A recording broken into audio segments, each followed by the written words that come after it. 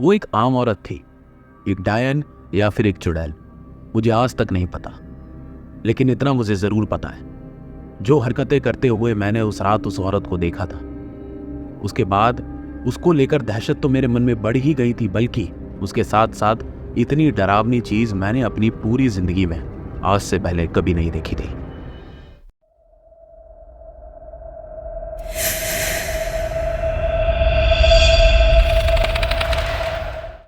मैं उस समय मुरादाबाद में अपने परिवार के साथ रहता था।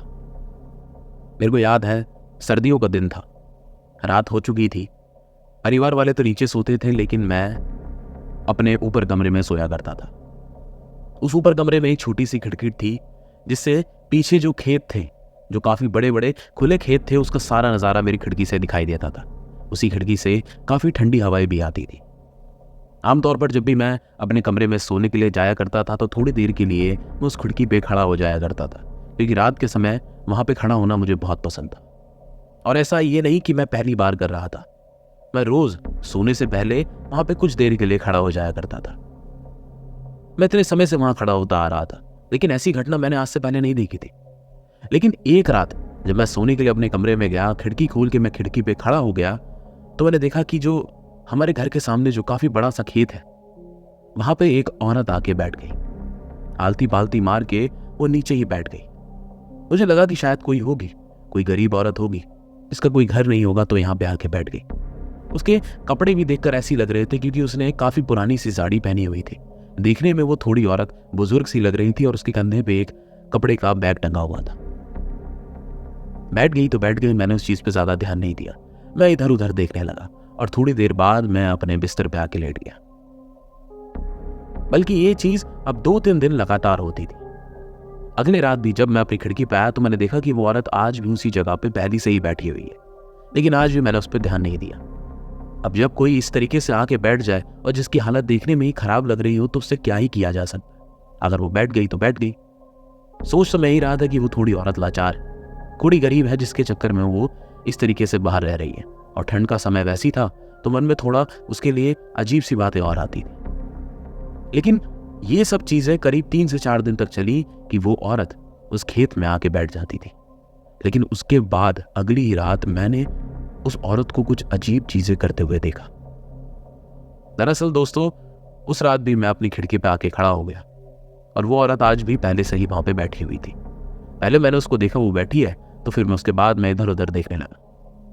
लेकिन थोड़े समय बाद जब मेरी नजर उस औरत पे दोबारा पड़ी, तो मैंने देखा कि वो औरत अपने हाथ में उसने कुछ लिया हुआ था। वो क्या था मुझे वो नहीं दिख रहा था, लेकिन उस चीज से अपने चारों तरफ लकीर खींचकर एक घेरा सा बना रही थी, एक गोलाकार सी चीज बना रही थी, और धीरे धीरे कर उसने वो लकीर से अपने चारों तरफ एक गोला सा बना लिया। मुझे समझ नहीं आ रहा था कि औरत क्या कर रही है, लेकिन वो जो चीज कर रही थी वो मुझे साफ दिख रही थी। थोड़ी देर तक तो उसने यही किया, और बाद में वापस से सीधा होकर उस गोले में बैठ गई। मुझे कुछ समझ नहीं आ रहा था कि औरत आखिरकार कर क्या रही है। लेकिन फिर मैंने अपना उससे ध्यान हटाया और वापस से इधर उधर देखने लगा। लेकिन उसके थोड़ी देर बाद मेरी नजर उस औरत के ऊपर दोबारा पड़ी, और दोबारा क्यों पड़ी उसके पीछे का रीजन ये था, क्योंकि उस औरत ने जहां अपने चारों तरफ एक गोला सा लकीर खींच के जो गोला बनाया था, अब उस गोले में न जाने कहां से बहुत ही धीमी धीमी आग जल रही थी। यानी कि उस औरत के चारों तरफ जहां उसने वो लकीर से गोला बनाया था, वहां पर आग लग चुकी थी। वो आग बहुत बड़ी नहीं थी कि उसमें से लपटें उठ रही हो, बहुत ही छोटी आग, जैसे कि किसी दिए या मोमबत्ती से निकलती है, बिल्कुल वैसी ही धीमी धीमी आग उसके चारों तरफ जल रही थी। लेकिन ये चीज देखकर मैं थोड़ा सहम गया, क्योंकि वो औरत एक आग के गोले के बीचों बीच बैठी हुई थी, और उसे कुछ महसूस नहीं हो रहा था। वो बिल्कुल आम आदमी की तरह उस गोले के अंदर बैठी हुई थी। लेकिन इसके बाद मुझे बहुत अजीब लगा, इसके चलते मैं अपने बिस्तर पे आके लेट गया। लेकिन मेरे दिमाग में यही चल रहा था कि आखिरकार वो आग उस औरत के चारों तरफ लगी कैसे, और अगर लगी भी तो औरत उस गोले में से हट के जा क्यों नहीं रही। अगली सुबह मैं उठा, मैं देखने गया कि आखिरकार वो गोला क्या था। लेकिन जब मैं उस जगह पे पहुंचा जिस जगह वो औरत बैठा करती थी, वहां पे कुछ भी ऐसे निशान नहीं थे जहां पे कुछ उसने ऐसा कुछ जलाया हो। जमीन एकदम सादी थी, ना ही वहां पे कोई गोला बना हुआ था, ना ही कोई आग के निशान, कुछ भी नहीं। मुझे कुछ समझ नहीं आया। थोड़ी देर बाद मैं अपने घर वापस आ गया, लेकिन मैंने इस बात का जिक्र किसी से नहीं किया। लेकिन दोस्तों, उस रात फिर से वो औरत उस जगह पर आई। मेरी आंखों के सामने वो औरत उन्हीं कपड़ों में उस जगह पे आई। तो उसने आलथी पालथी मारकर नीचे जमीन पे बैठ गई और थोड़े समय बाद फिर से किसी चीज से अपने चारों तरफ एक गोला बनाने लगी। और थोड़ी देर बाद ये सब चीजें देखते हुए मैंने देखा कि उसने पता नहीं किस चीज से अपने चारों तरफ हल्की सी आग लगा ली। लेकिन आज मैं वहां से गया नहीं। मैं वहां पर खड़े होकर उस औरत को देख रहा था कि आखिरकार ये करती क्या है। अगर इसने आग लगाई भी है तो ये कर क्या रही है। अगर ठंड है, मानो चलो ठंड है, हाथ सेकने के लिए या फिर थोड़ी गर्मी के लिए आग लगाए, लेकिन अपने चारों तरफ इस तरीके से आग लगाना तो ठीक नहीं है। और ये सब चीजें मेरे को किसी और चीजों का अंदाजा दे रही थी। लेकिन फिर भी मैंने वहां पे खड़े होकर उस औरत को देखा। लेकिन थोड़े समय बाद वो औरत उस गोले में से उठकर बाहर निकल गई और उसके बाद उसने अपने बैग में हाथ डालकर एक चीज निकाली। दोस्तों, यकीन करें, वो चीज देखकर मेरे शरीर के रोंगटे खड़े हो गए, क्योंकि उसने अपने बैग में से एक इंसान का कटा हुआ सर निकाला और वो सर उसने अपने बैग से निकालकर उस आग से जलते हुए गोले के बिल्कुल बीचों बीच रख दिया। मैं उसको वहां से खड़ा हुआ देख रहा था। ये बहुत ही ज्यादा अजीब चीज थी और इस चीज के बाद मैं वहां ज्यादा देर खड़ा नहीं रह पाया, क्योंकि मैंने एक इंसान का कटा हुआ सर बिल्कुल साफ तरीके से देखा था। उसके सर पे बाल थे, उसकी आंखें और नाक मुझे साफ दिख रही थी और वो आग के गोले के बीचों बीच रखा हुआ था। ये चीज देख मैं डर गया और मैं अपने बिस्तर पे आके लेट गया।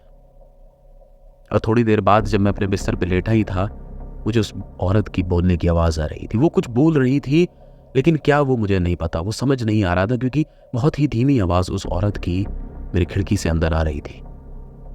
किसी तरह मैं आंख बंद करके लेटा रहा और मुझे नींद आ गई। लेकिन अगली सुबह जब मैं वहां देखने गया दोबारा से कि वहां ऐसा क्या है जो वो औरत यहाँ पे आके करती है, लेकिन वहां ऐसा मुझे कुछ नहीं मिलता था। वहां पे सारी चीजें एकदम साधारण नॉर्मल रहती थी, जैसे होती है। ये सब चीजें देखने के बाद भी मैंने इन सब चीजों का जिक्र किसी से नहीं किया, ना ही अपने परिवार वालों से कि हमारे घर के पास ही कोई औरत इस तरीके की क्रियाएं कर रही है। मैंने किसी को कुछ नहीं बताया। लेकिन उस रात फिर से वो औरत आई और उसने फिर से वही सारी चीजें करी। आज मेरा मन नहीं था कि मैं खिड़की पे जाके देखूं कि वो औरत क्या कर रही है क्या नहीं। मैं अपने बिस्तर पे लेटा हुआ था। लेकिन आज भी जब मुझे उस औरत की बोलने की आवाजें आने शुरू हुई तो मेरा मन विचलित हुआ और मैंने कहा कि एक बार देखूं तो सही है, करती क्या। क्योंकि कल इतना तो देखा था कि उसने एक कटा हुआ सर उस गोले में रख दिया था, लेकिन उसके बाद में क्या करती है। आज भी मेरे कानों में उस औरत की बोलने की आवाज आ रही थी, जिसके बाद मेरा मन हुआ और मैं उठकर देखने गया कि वो औरत इसके बाद क्या करती है। मैं अपनी खिड़की पर पहुंचा। मैंने देखा कि वो औरत आज भी उस गोले के बाहर खड़ी है। उसने वो उस कटा हुआ सर आज भी उस गोले के बीच में रखा हुआ है और उसके हाथ में कुछ है। वो क्या है मुझे नहीं समझ में आ रहा। उसमें से लंबी लंबी 2 रस्सियां निकल रही थी, कुछ धागे, रस्सी, वो क्या था मुझे नहीं पता। वो उसके हाथ में कुछ चीज थी। मैं ये सब चीजें देख ही रहा था। मुश्किल से 4 से 5 मिनट ही बीते थे और दोस्तों, मेरी आंखों के सामने वो औरत जो मेरी आंखों के सामने खड़ी थी, उसके हाथ और पैर अचानक से लंबे होने शुरू हो गए।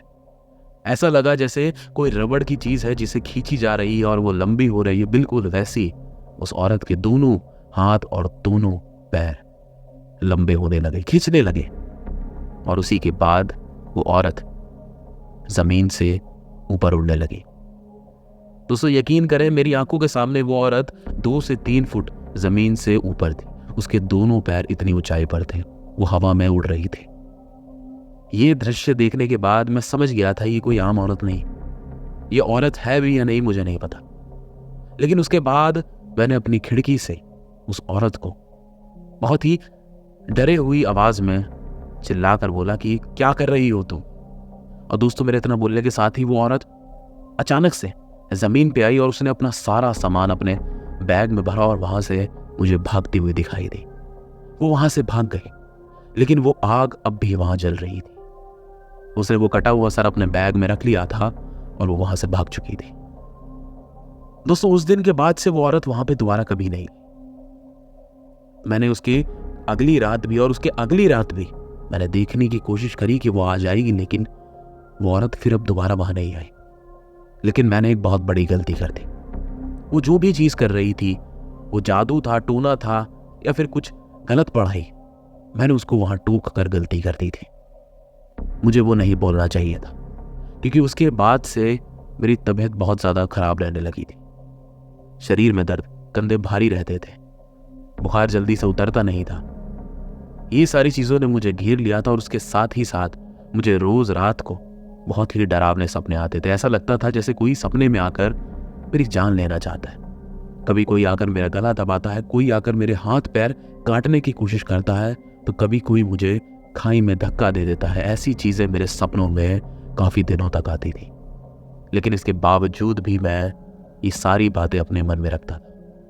लेकिन इन सब चीजों का घर वालों को तब पता चला जब मेरी हालत ज्यादा खराब होने लगी, और उसके बाद मैंने ये सारी चीजें हिम्मत करके अपने घर वालों को बताई।